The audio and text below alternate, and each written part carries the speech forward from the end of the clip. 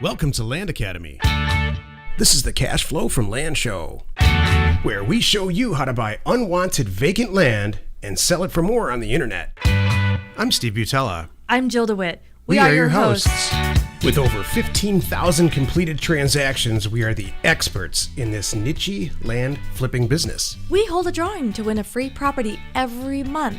Enter to win by reviewing this show on iTunes and downloading our free ebook at landacademy.com. All right, let's get this show started. This is Jill DeWit for Land Academy. Welcome to our Cash Flow from Land show. In this episode, Stephen and I talk about how much real estate is really out there to flip. Guess what? There really is enough to go around. Stephen, this is such valuable information, and I know you spent a lot of time researching this, so I'm going to say thank you right now. But before we get into this, let's take a question from a caller. Sure. Hey, I'm going to read the question, okay? Yes. Thinking about attending a flipper Ernesto from Los Angeles asks, I'm thinking about attending a flipper local seminar. Good idea or bad one? The cost is around $500 for the weekend. That's going to be up to you to answer. That's a tough question, I know. Okay, I have two things to say about this. I hope it's okay if I jump in here. I think that, you know what? Now more than ever on this question, Joe, we need to tell the truth. Yeah. I mean, we really need to just let's forget about being politically correct. We're going to use rated G language. And I want you to tell me what you really think about this question, because I'm going to pull out the stops. Okay. I'm going to have good stuff to say and not good stuff to say. So my first thing would be, do your homework. Make sure it's a credible organization. Like, they've been doing this for a while, and this is not all. I mean, this is what they do. Not like they also do, things for hair salons and all that stuff. I want you to make sure it's the right place. And I don't think the cost is necessarily that's out of line. I think that's totally in line. And I also think that, Steve and I feel the same way about this. We read a lot. We're always learning. I'm always trying to pick up something. And gosh, you can't go wrong with more education. So now I would look for red flags as my only thing to caution you. Like, when you walk in, are they trying to get you to up your credit limit because they want to sell you something more? I mean, they're trying to get more out of you. For me, that would send a red flag, and I would probably, at the first break, I would probably not come back. So that's just little things for me. So, Stephen, what's your thoughts?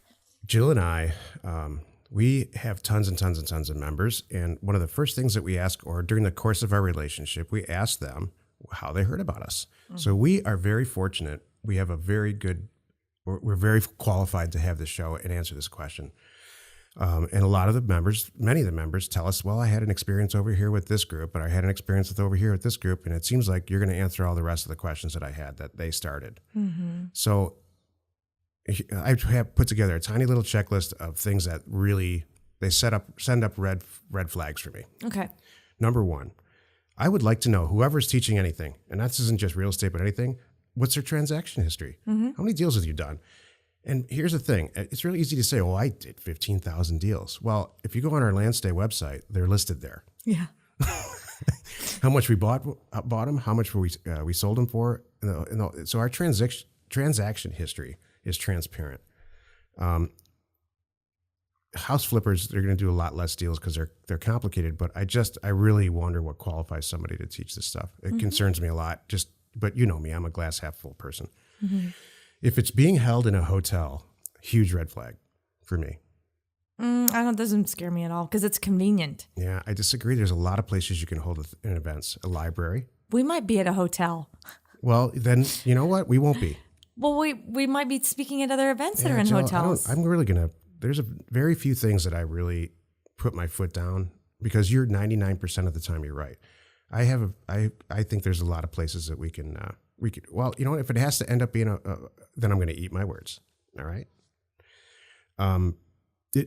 Is it part of a local real estate investment club? And that's a good thing. Local real estate investment clubs are a great resource. They're almost always free, or if they're not free, there's what, a $100 or $200 sometimes annual fee. And I think that's money money well spent most of the time, not all the times. Wherever, if you are looking for one of these clubs, make sure it's a big one that's been around for a while. If it's a tiny little one that's cropping up and it's really specific, I would be concerned about that. And then, how did they reach you? If you're considering this, Ernesto from LA, how did the fact that this thing is available reach you? Did you go out on the internet and look for it yourself? If so, that's a good thing. Did a friend of yours already tell you about it because they went to one and they got a lot out of it and said, hey, you should really go do this? That's a good thing. Word of mouth. If they're running a late night infomercial on CBS, one of the network stations, and it's packed full of people that say I had a great experience, I would be concerned about that. I'm just being real straight, Jill. You're shooting me looks across the studio here. Because I feel differently about them, but I do think you should do your homework. I don't think where it's held is necessarily an issue because sometimes that's all there is that will hold that many people. And by the way, if I'm coming from out of town, because I have come out of town for specific events, I appreciate that it's in a hotel and I don't have to travel. Haven't you ever gone to a company event and the whole meeting's at that hotel? Yeah. Thank you. But It's the same I think that's thing. okay. I think that's like okay the if it's same a thing. relatively closed group. Right. If it's just stay away from the late night infomercial bikini Ferrari thing. That's all I'm saying. That's the only thing. Yeah, All right? we'll That's what agree I'm on saying. that. Yeah, let's not bash where they're having it, and all that good stuff. But if the content, because that's really not a big deal. It's not. It's really what's being delivered is the big deal. And make sure you're right that they have a track record. It's the right person and they're credible. Right. And then I like again, I still think that getting more knowledge is not bad. Even if you walked away, I got to tell you, Stephen, I've gone to things that you probably might not agree with this, but I've said, boy, I'm so glad I went because it's so not what I want to do. You know what I mean? Yeah. I can check that off my list. I mean, and I think $500 in this case is not, if you walked out of there and said, boy, that's just not it for me, $500 is well spent. I think that was fine. It's the $50,000 programs that I get concerned about. There, I agree. If it's $500 and next thing you know they're asking for $20, then I have a problem. Yeah, that's another thing. If you go to an event and they're really upselling, this is just the introductory thing, and then if you do this, you get this and this, and I would start to get a little concerned about, unless they're telling you exactly what you're going to get. If it feels like a timeshare, then that's not the I also right would thing. be very concerned. Jill's going to kick my butt after this. Yeah, we're I like would be arguing very here. concerned about asking if someone's asking you for a lot of money up front. If it's just we try to make everything in our world subscription based, and so you're not going to be part of something for very long if it doesn't work. Mm-hmm. If all the money's up front and that's it, that concerns me. Mm-hmm. All right, and then that's enough of that. Cool. I'm a lot more conservative about stuff like that than you are, I guess. Well, this is not your thing and it's my thing. Yeah, you're right. You're very and that's much more okay. geared toward, you don't like to go out and do that. education. You want to read about this and all that good stuff. You're and right. that's your thing and that's okay. You're right. And this is more my thing. I like to get out there and get to know the people and all that. So I would be more inclined to do this anyway. So cool. All right. All right. So I know, Stephen, I want to ask you some questions.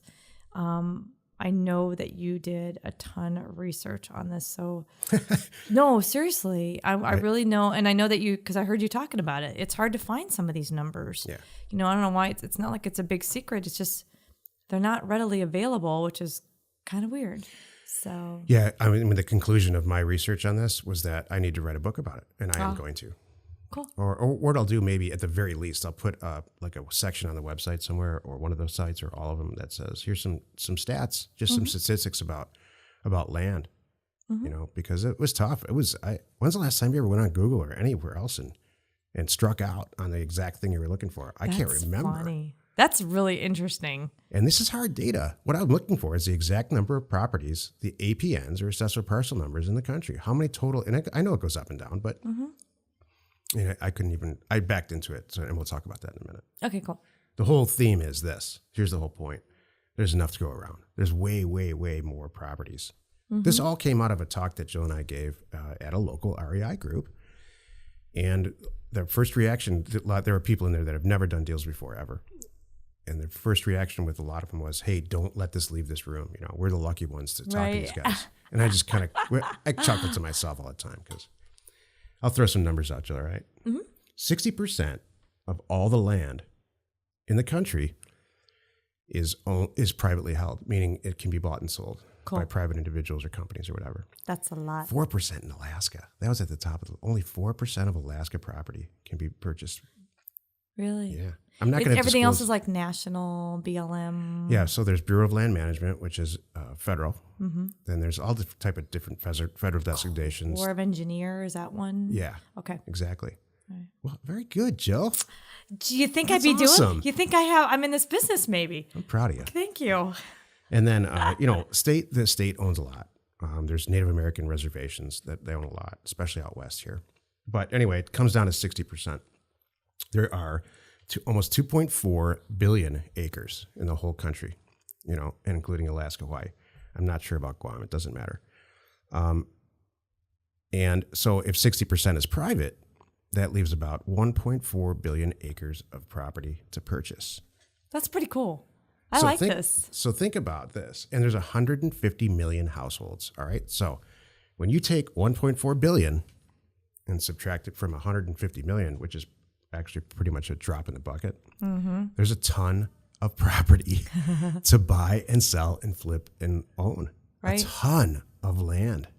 This is good. Tons. I like this, that you're doing this. I mean, and I just scratched the surface. That's why I need to really sit down and write, maybe not so much a book, but like, let's keep it all in perspective about a blog. It's about a good flipping. blog. Yeah. It's a good detailed blog. So I can't express this enough. There's the way Jill and I talk about it all the time.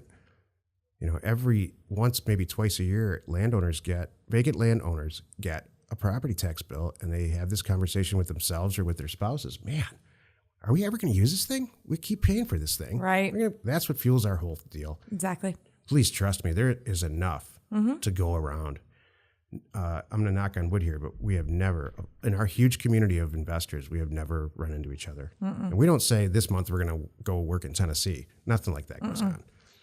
We give our members as much direction and guidance as possible, but we also teach them how to do it for themselves, because I don't expect them to be with us forever. They stick around for a long time. They do. You know what's funny I got to say about that, as far as stepping on each other's toes? We've never stepped on each other's toes, but we have received good English.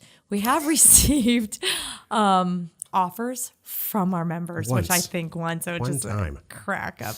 I should have signed it and sent it back. Yeah.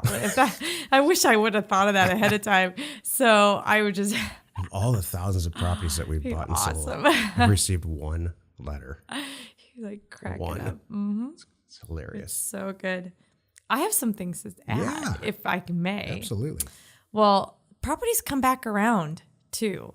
So, especially when you've been in the business as long as we have had properties come back around. I am actually, I don't know if you know this, Stephen. I do. I saw it. You saw that. Yeah. I'm reviewing some property right now that someone has, I think he has a variety of 8 properties spread out among multiple states, and he just wants to cash out. And he sent me a copy of all the deeds and all the stuff that he's got for me to kind of review and make an offer. So as I'm thumbing through them, one of them we sold him back in 2006. I saw my signature on the deed. Yeah. So it's kind of funny how they come back around. So things happen. And, and the thing too, we talk about this often, is somebody's not ready. They weren't ready 10 years ago. They weren't ready 5 years ago, but they're ready now. Mm-hmm. Now they are ready. Something happened and now they're ready to sell. So that's an interesting thing too, not just with the hard numbers, but it's they come around. And then the other thing is, I know you talk about this too, you can make more land. I love that. Yeah. Did you ever hear the old saying, if you're a serial listener to this podcast, you've heard me say this before. Did you ever hear that saying, hey, buy some land? They're not making it anymore. And the people who say that are usually like guys with cowboy hats and big mustaches and stuff. You can make more. You can make more land. It's called subdividing. Mm-hmm. You can take a big piece of property and make it into little pieces of property and create land and create value and create equity. That, you know what, when you do this blog, Stephen, that's a statistic I would like to see.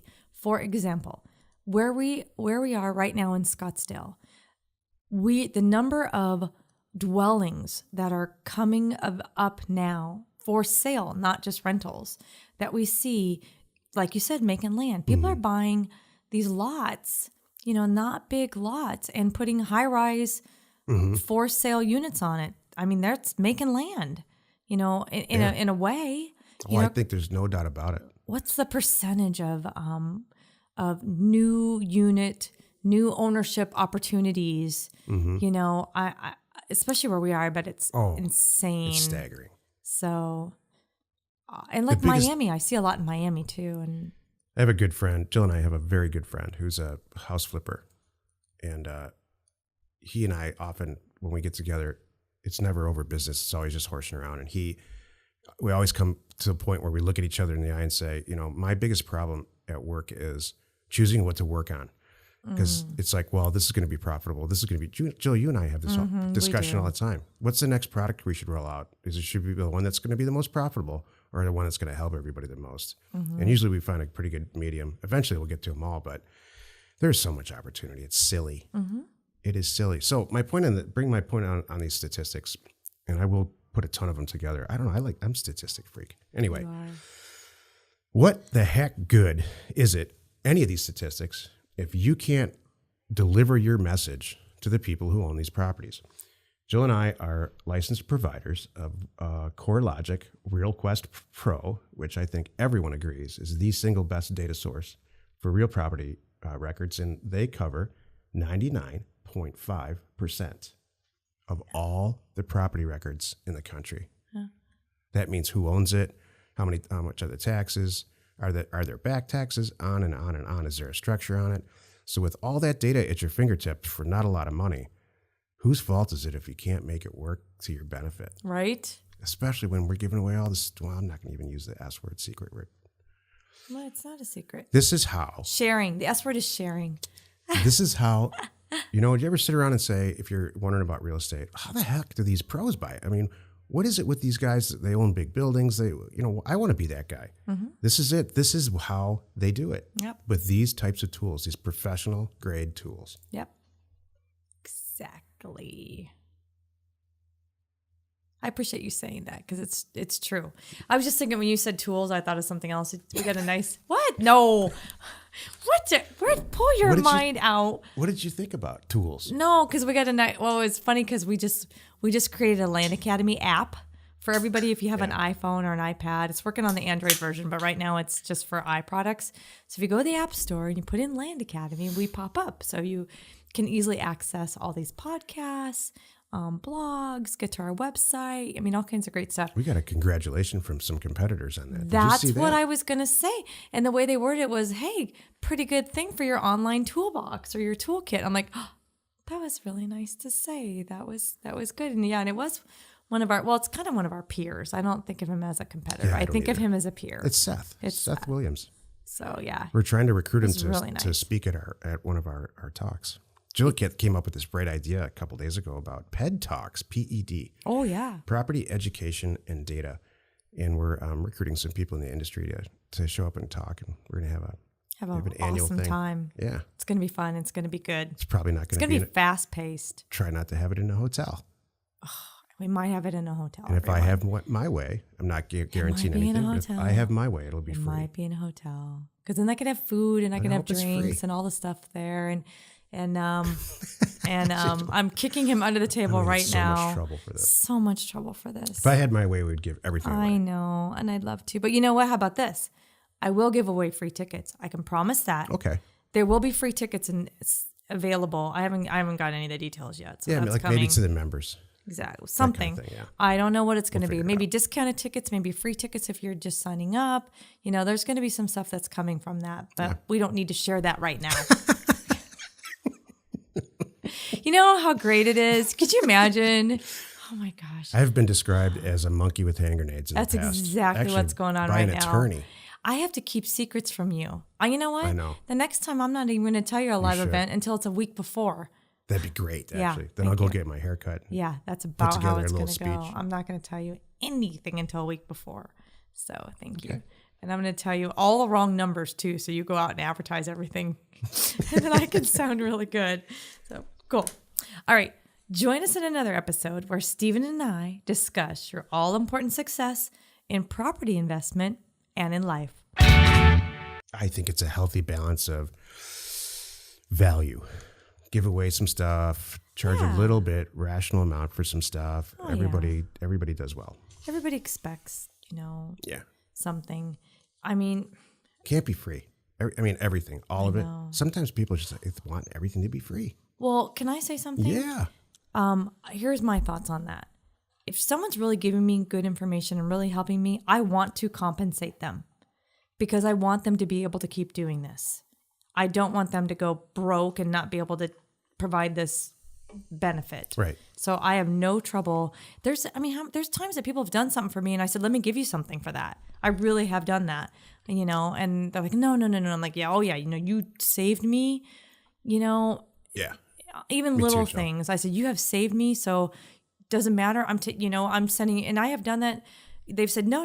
And you know what I did? I'll go get them a gift certificate, find out a nice restaurant in the area. And I'm sending them something to a gift certificate because I need to compensate them. Do you have an example in your head of some like stuff that you got? It's like, oh my gosh, I should have paid for that. Yeah. I got so much value out of that. I feel bad that it was free. Yeah. Do you have an example?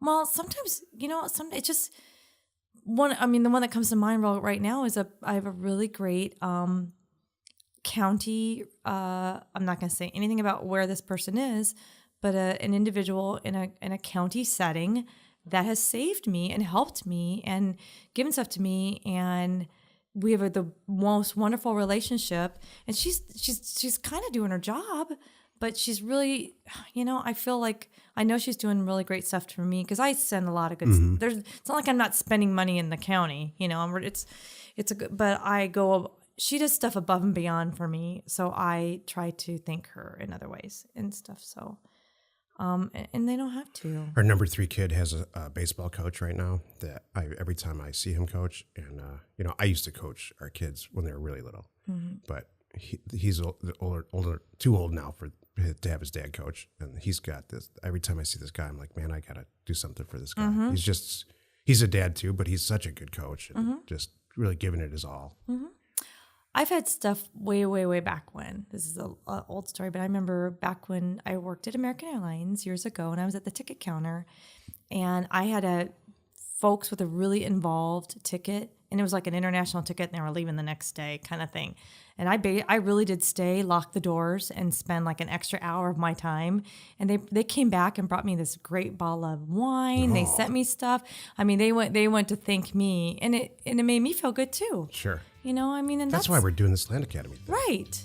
Because it feels good. It does feel good. It's good. Yeah. So yeah. Thank you, Stephen. Good example. Thanks. Let's go buy some property.